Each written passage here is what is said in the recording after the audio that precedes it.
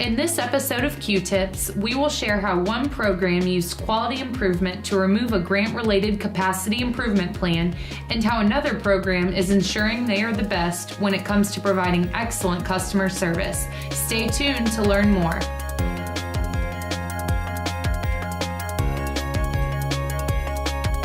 In this segment, we would like to share how the Moms and Babies First program used a formal QI process to improve enrollment in their program. Moms and Babies First is a voluntary home visiting program for eligible pregnant women that promotes Black infant vitality. Infant mortality is the death of a baby before their first birthday. Our certified community health workers conduct regularly scheduled home visits to support positive pregnancy outcomes and help ensure children thrive throughout the first year of life. In May of 2017, the program was placed on a capacity improvement plan as enrollment had fell below 50% capacity for several months. The staff formed a QI project team to try to change this. At the time the project began, enrollment was at 88 clients. By the end of the project, enrollment was at 115 clients, which exceeded the goal. The team participated in Yellow Belt training to learn the QI process, DMAIC, and met weekly to define, measure, and analyze the program and what was contributing to low enrollment.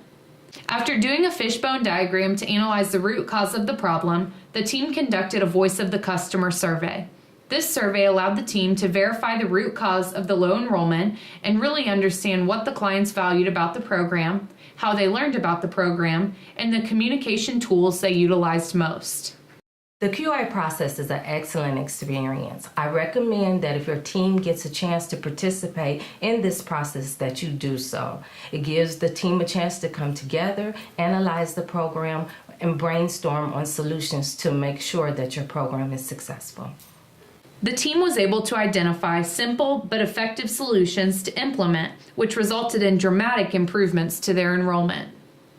The solution was we implemented the use of the Ohio Department of Health one-page flyer with messaging about our program.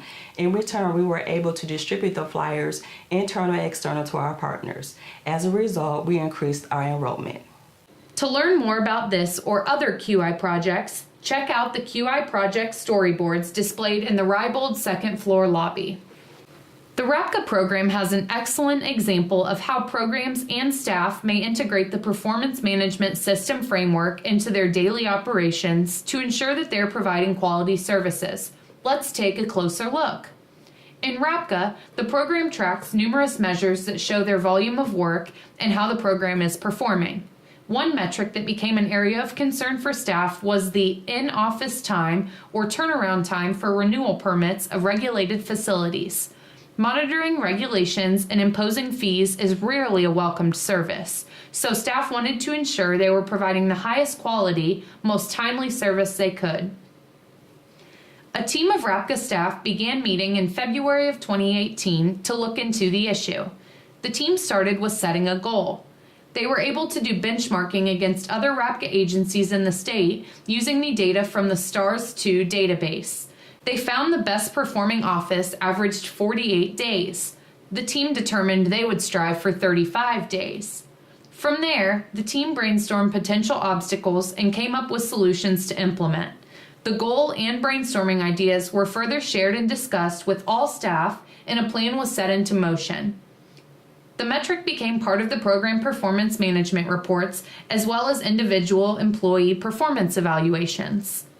To motivate employees and keep the goal in mind, Jennifer Riley and Kelly Stewart developed a simple whiteboard display. The display is updated monthly and shows results of permit turnaround times and celebrates wins, such as fastest processing time. Supervisors got in on the action as well by creating fun competitions to reward their top performers.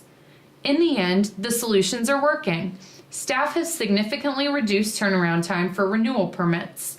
An unintended but welcome surprise also occurred as a result. RAPCA has also gotten faster with issuing priority permits.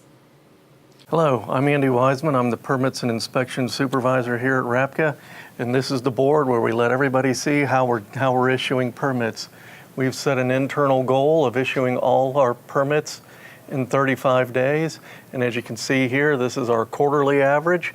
where we've met the goal every quarter, or this quarter, and our monthly goal where we've met, well, we didn't quite make it here on renewals, but we did for everything else. And for March, the fastest permit we issued was in 20 days. And on the other hand, we always have to have a little fun. So every once in a while, somebody will post a question. And as you can see, we here at RAPCA really like our chocolate. What a great example of implementing performance management in a way that focuses on the customer, creates a better result, and engages staff at all levels. Have you done similar projects in your programs? Can you think of ways you might be able to do something similar? Submit your ideas to the Quality Improvement Committee. Thanks for tuning in for this edition of Q-Tips. We'll see you next time.